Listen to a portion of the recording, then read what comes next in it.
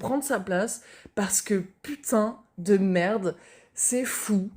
Mais genre, c'est un truc de fou. Ça fait, je pense, une dizaine d'années que je travaille sur le thème de gagner en confiance en moi, parce que je suis quelqu'un qui est de base très très timide. J'ai une enfance très très timide où j'avais beaucoup de mal à m'exprimer.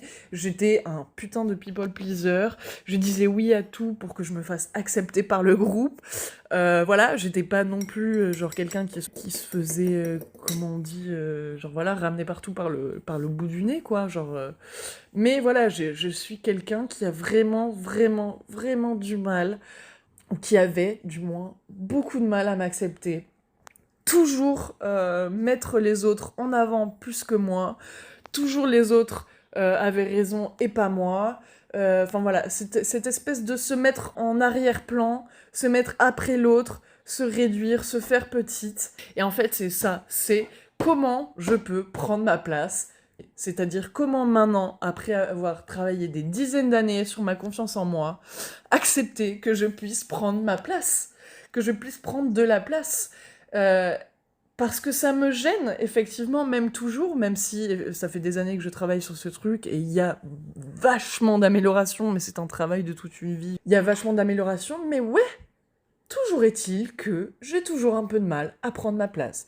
Et si ce n'est plus au sein d'interactions sociales, parce que ça y est, maintenant j'ai cultivé voilà, cette acceptation de moi, cette façon de m'exprimer, les types de personnes avec lesquelles j'ai plus envie d'interagir que d'autres, j'ai toujours du mal à prendre ma place. Et je vois que maintenant ça se manifeste plus sur les réseaux sociaux, par exemple.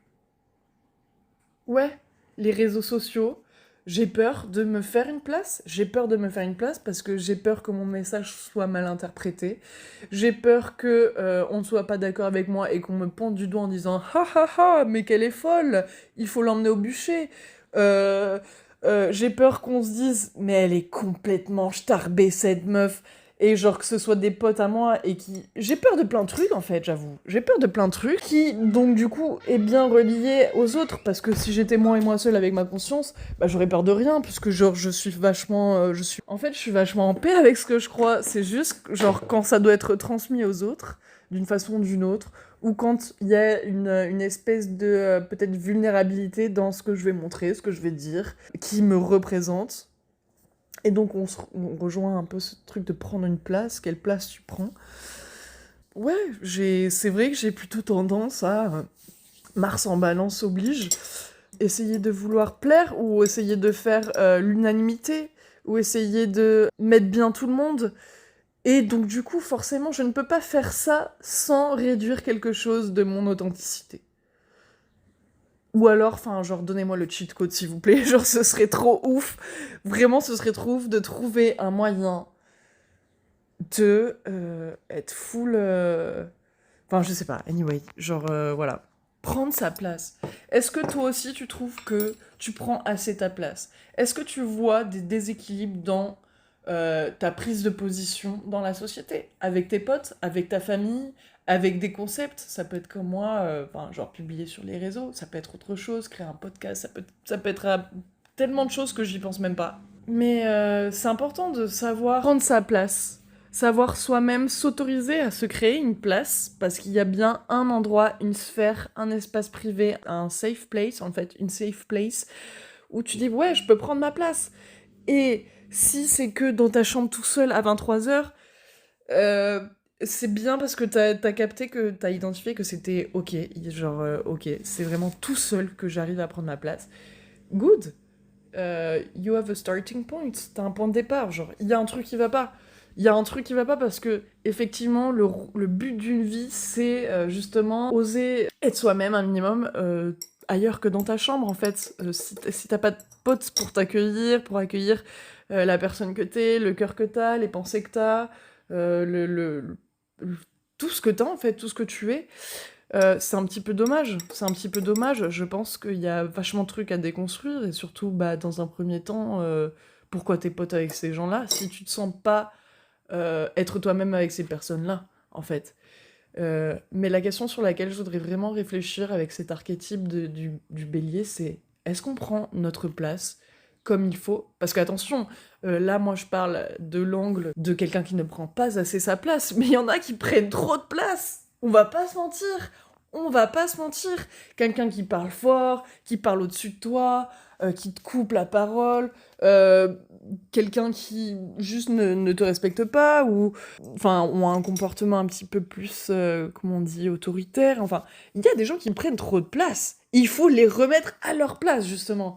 En fait, il y a plein de trucs à dire sur, avec juste le mot place. Mais, bro, like, t'es le cavalier de ta vie, en fait. T'es le cavalier de ta vie. Donc, il faut que tu arrives à prendre ta place, à te faire de la place, à te sentir bien dans cette place, et à remettre les gens à leur place, s'il le faut aussi. Parce qu'il y a des gens, ils vont empiéter leur place sur ta place. Mais peut-être que tu les as laissés faire, en fait. Peut-être que tu les as carrément laissés faire.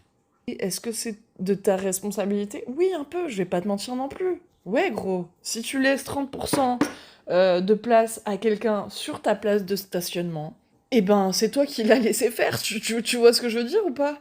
Et donc, après, quand tu te prends un PV par le flic parce qu'il te dit, bah ouais, mais non, mais toi, t'es décalé de ta place, là, bah, ouais, mais du coup, enfin, genre, tu vas être énervé sur l'autre qui a pris ta place, mais c'est toi qui lui as laissé de la place, en fait.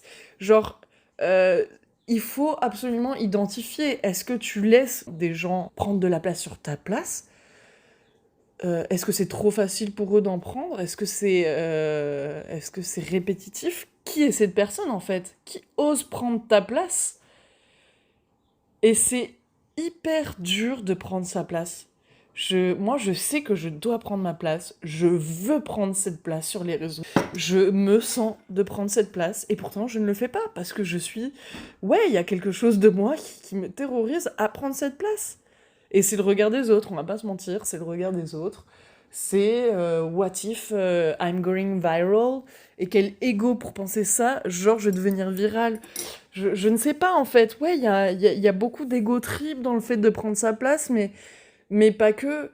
Et ce que je voulais dire, c'est que je sais que j'ai envie de prendre cette place de ouf, mais c'est pas parce que j'ai envie de prendre cette place que c'est hyper facile de mettre en place. Putain, encore une fois, je mets...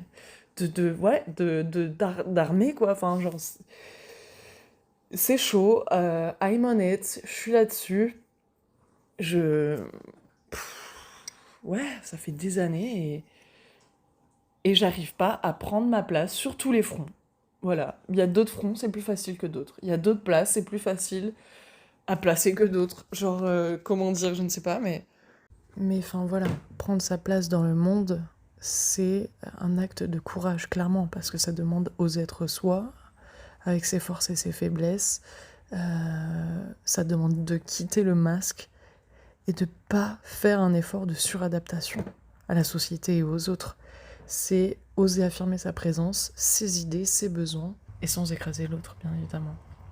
C'est reconnaître qu'on a le droit d'exister pleinement, et d'avoir une voix, et d'occuper de l'espace. Parce que c'est compliqué. Tout dépend de son éducation, nos croyances limitantes, tout dépend de nos peurs, du rejet, du conflit ou du jugement. Et comme je disais, la suradaptation, c'est un oubli de soi. C'est clairement un oubli de soi. Quand on s'adapte trop à l'autre, on se module trop nos attentes, nos besoins, parce que l'autre, il a besoin d'autre chose, et que nous, bah, on a tendance à plutôt chercher l'approbation de l'autre, hein. Donc on s'invisibilise, je sais pas si ça se dit, mais voilà, genre, c'est un oubli de soi. Et d'un côté, il y a cet aspect aussi de surresponsabilisation. Genre, quand tu veux trop complaire l'autre, c'est aussi s'imaginer qu'il n'est pas capable de deal with notre désaccord, en fait. C'est aussi se sentir coupable de décevoir l'autre. Et ça demande du courage, du coup, de les vaincre, de les travailler chaque jour, petit à petit. Ça prend du temps, ça prend le temps qu'il faudra. Il y en a qui mettent plus de temps que d'autres, peu importe. Chacun a son chemin. Et on ne part pas tous du même point de départ non plus. Donc, c'est une quête. Voilà, c'est une quête fondamentale de notre individualité. C'est une quête d'authenticité.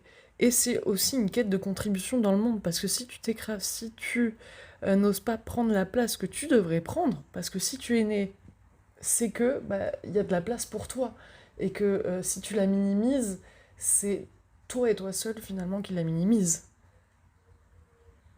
Ta contribution sera moindre. Peut-être que tu effaces le message super important que tu avais à transmettre à ta communauté ou au monde entier. Dommage, dommage. Tu sais pas en fait l'impact positif que ça aurait pu avoir. T'as juste suivi, t'as juste décidé de suivre tes pensées et ton scénario, ton narratif un peu négatif qui continue dans la peur. Euh, voilà. Et donc, euh, est-ce que tu as le droit d'exister pleinement tel que tu es? Oui, tout comme moi. Et en fait, ouais, si tu as besoin de l'entendre de ma bouche, ben ouais, tu as le droit d'exister pleinement tel que tu es. Et ce serait dommage en fait d'y renoncer.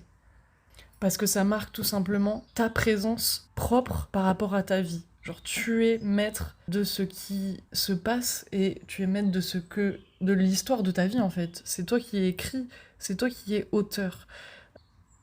Tu es le personnage principal. Fais-le vivre, tu vois. Donne-lui la lumière dont il a besoin. Reconnais sa valeur unique et sa légitimité. C'est finalement un acte d'amour envers soi et envers le monde. N'éteins pas ta lumière. Je t'invite à écouter l'épisode de La peur d'être vu, qui est plus long comme format, c'est un format de 1 heure, 45 minutes, 1 heure je crois. Mais on parle aussi de cette notion d'éteindre sa lumière par rapport à plein de choses en fait, conscientes ou inconscientes. Et voilà, ça touche aussi le sujet de prendre sa place. Si t'as kiffé ce podcast, je t'invite à liker, commenter ou noter carrément le podcast sur Apple Music ou Spotify ou peu importe de là où t'écoutes. Je te remercie, ça me donne de la force. Et on se retrouve à bientôt.